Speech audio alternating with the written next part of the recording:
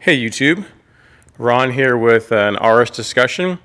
So I've gotten questions both on the forums and also with some of the YouTube subscribers about fuel system options. So I figure versus answering the same question over and over again, I will just make a video on it so everybody can benefit from it. So whenever you look at upgrading the fuel system in your RS, there are really two problems you're trying to solve. The first one is, and the one that most people care about, is that of octane, right? On 93 octane, you're going to have a difficult time making much more than 350, 360 wheel horsepower safely. It's just really difficult to get that much power using the stock fuel system on 93. It just doesn't have enough octane to support the additional boost and time you're going to need to run to make that power safely. Again, we're talking about a stock turbo setup here.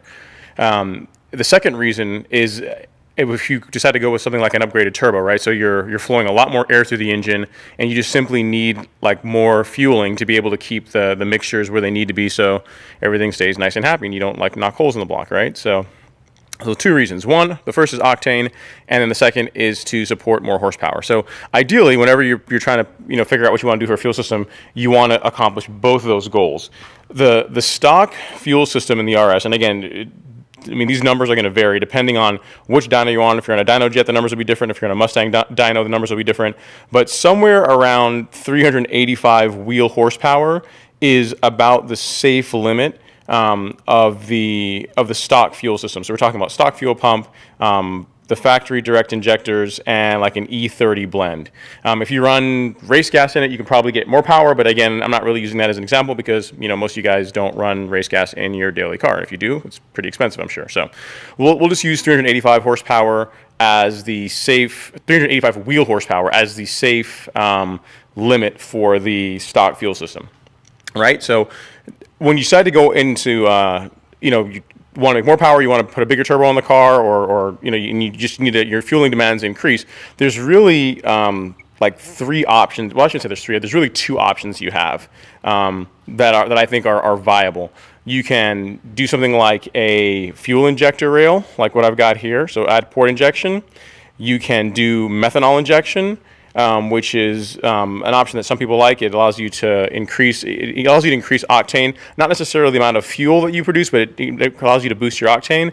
And so I guess it really are three. The third option then is to use larger direct injectors, and that's something that I think is becoming more commonplace. I think Livernoise, from one of the guys I was talking to on the forum, is putting together a package that is going to offer larger direct injectors it's going to allow you to run E85 in your car, which is actually a pretty cool option, right? Because it doesn't require, you need standalone fuel controllers, you don't need standalone engine management. It's a cleaner and probably easier way to go for most people. So let's talk about the pros and cons of each of those. Let's start with meth injection. Meth injection is relatively easy to do. In most cases, you're going to put a single fogger somewhere in your intake track, and you mount the system. You mount the fuel tank in your trunk, and depending on how big the tank is, that's how much additional fuel you're able to it gives. That's your bound, your limit of how long you're able to make a lot of power. So the upside to meth injection is that it's relatively easy to do. It increases octane, probably along the lines of what E85 will do. You get some benefit of cooling the air intake charge, and it also has a benefit of cleaning, keeping the valves clean, your intake valves clean, because you're basically flowing alcohol. You're flowing, a cleaner essentially over the valves as the engine's running, which is a good thing, right? So meth is probably the easiest of those to go. Probably the least inexpensive, but also in my mind also the most limiting, and also kind of a pain in the neck to deal with, because you're always having to buy methanol, especially if you drive your car hard. And let's face it, if you have this car, you probably drive it hard.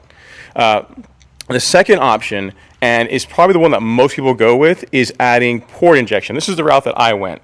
So with port injection, you end up adding 4 additional injectors. So if you end up adding a fuel rail, 4 additional injectors, and then you need some kind of a controller to run the injector. So the two options for that I'm aware of are using something like a split-second box, which allows batch firing to an extent. I don't say it's necessarily batch firing, but you don't get sequential injection with a split-second box. I think it fires like cylinders 1 and 3, and then cylinders 2 and 4 every time in each cycle. So it's not true sequential injection like you get with full standalone or like you get with the factory ECU running the direct injector. So it works fine because again, really you typically don't turn the these injectors on until you're under load, until you're making power, you're under like high boost loads. So it's something, it's not ideal, but it's something that works, and in practice it really doesn't matter. There's a lot of guys running that setup, and it seems to work pretty well.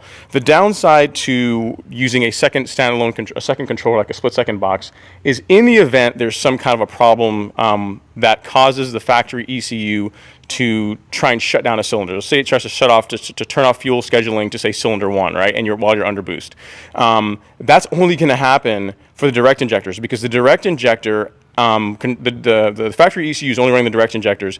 The split-second box and the factory ECU do not communicate at all. They have no idea about each other's existence. So what you can end up with is a condition where fueling or fuel scheduling stops on one cylinder because of excessive knock or something that the ECU is picking up, and the split-second box keeps spraying, keeps firing the port injector for cylinder 1, and you end up with a very lean condition. Again, it's kind of an edge case, but it's something to be aware of, in that you are kind of cobbling two systems together that really don't have any way to communicate with each other.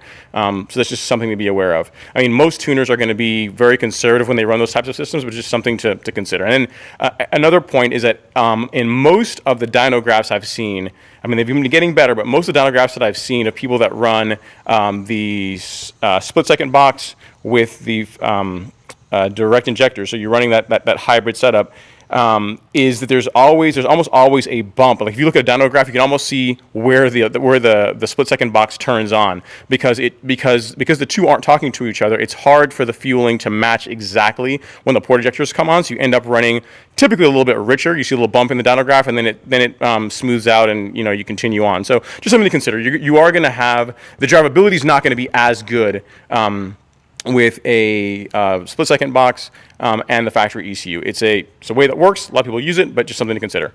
The third option is to do, which is what I did. It's also probably the most expensive option, and not necessarily one that works well for everybody depending on where you live. So, and that is to replace the factory ECU and go full standalone. So, as you guys probably know, I'm running a Cyvex. So with that, the factory the direct injectors, which you can't see, they're under the manifold, and then the port injectors, they are all treated under one fueling strategy. So whenever the Cyvex says to fire, tells the injectors to fire, to spray a pulse of fuel in cylinder 1, both the port injector does it and both the direct injector does it. When it says, if something happens and it has to shut off scheduling, fuel scheduling for one cylinder, it happens in both. So you have one box that controls everything, and it works very, very well. I mean, the drivability of this car, it drives just like a stock car, just with a whole lot more power. I mean, if I took you for a ride in it, you wouldn't think that it's that there's standalone ECU running the car. I mean, it's a very, very well-designed system.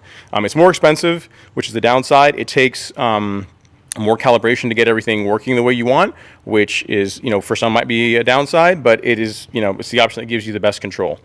The third option, which is the option I actually know the least about, but I got to talk to one guy that got his car recently done by Liver Noise here recently, and that is using that option, and that is to not do port injection, but just to simply go with larger direct injectors. And again, from what he told me, Liver Noise is working on a package that's going to include their controller, or sorry, I shouldn't say their controller, but their ECU flash, their flash for the factory ECU that has the calibration for the larger injectors, and it's supposed to be able to support full E85. And flex fueling, which, if all that's true, is very, very cool for you guys, because again, it's from an emissions standpoint, you're not having to worry about, like again with the Cyvex, if you have to go and get emissions done, you're not going to pass emissions with it, because the OBD2 port isn't going to talk to any of the emissions equipments that your state official is going to try and use to just check for codes and things like that. So fortunately, I live in a county where we don't have emissions, so that works fine. But that's something to keep in mind whenever you go full standalone, is that your ability to pass emissions, unless you're willing to swap the factory ECU back into the car whenever you have to pass emissions, it's just something to consider. So those are your three major options. I personally, I still like port injection. mainly because it's a way to keep crud off the valves, and there's other advantages to it. I mean, you cool the intake charge, keeps the valves clean, and it's a very easy way to increase fueling. I mean, right now I'm running 1,000 cc injectors. If I decide we're going to make a whole lot more power and want to run bigger ones, it's like a 15-minute job to pull the rail off, swap new injectors in. I change the calibration of the Cybex and say, hey, the injectors are now this percentage bigger, and away you go. So it's a very easy, more flexible way of fueling the car, so something to consider. But it's just realize to do it properly is more expensive. But again, having said that, there are a lot of guys running around with the split-second boxes, and they seem to be just running great, just fine. I haven't heard of a lot of cars blowing up or anyone having a lot of issues with them. So that strategy seems to work fine. So if you're going for the more economical route, probably port injection with a split-second box is the way to go. If you want to spend a lot more money and have like a system that has complete control and gives you a ton of other options, go Cybex. If you are just looking for a way to increase octane so you can make a bit more power, but not dramatically a lot more power, then meth injection, because that's probably the easiest of them. Doesn't require a whole lot of extra paraphernalia bolted on your engine, and it works fine. So hope you guys found this useful. Please like, comment, share, subscribe. If you have any questions, if there's anything I missed, or if you guys know about other fueling strategies or new things coming down the pipeline for our cars that will make fueling these monsters better, let me know. Okay, guys, one thing I forgot to mention in the first video, so I'm adding this on to the end, is your limits, right? So let's say you have port injection system and you've bigger turbo. Like, what are the limits of the factory in-tank pump? And the safe limit that's been tested several times is about 600 wheel horsepower. There's some guys running more than that, but up to 600 wheel horsepower is safe for the in-tank pump. So just something to keep in mind. Unless you're one of these guys that needs to spin the earth with your car, there's no need to mess with the in-tank fuel pump or the high pressure pump if you're going with the port injection option. So just quick addendum, quick add on there to the end there, just to let you guys know that really for the most part all you're focusing on are really injectors and a way to run them when you're talking about increasing the fueling in your car. So the in-tank pump is just fine. Thanks again for watching. I will see you guys next time.